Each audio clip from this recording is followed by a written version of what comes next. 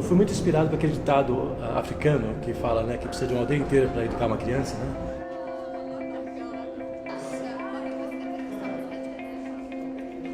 Isso é muito verdade, né?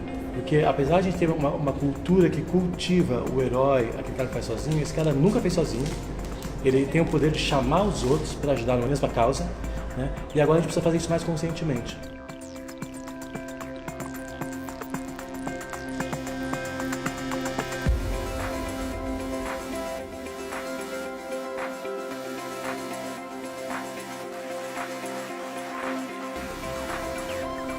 Todo mundo inspirando uns aos outros, trazendo seus próprios recursos, e a gente faz um milagre num tempo inimaginável.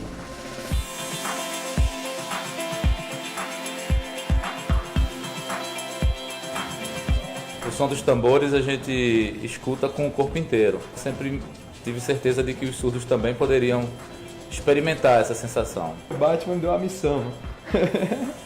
Liga da Justiça.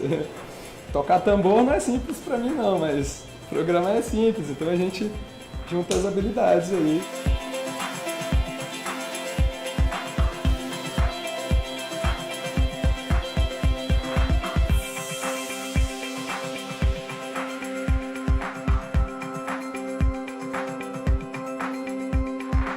Não conheci o PRI, eu só vim conhecer no processo que teve aqui da Amapico. Entrou em contato comigo e falou, poxa, Yasmin, será que o Circuito Rolês não teria como entrar em parceria com o Sexy Box nessa campanha? A Yasmin foi uma pessoa que me identifiquei muito, então o meu projeto fala de LGBT, QIA, então olhando para o projeto dela, primeiro falou, vamos pensar numa parceria.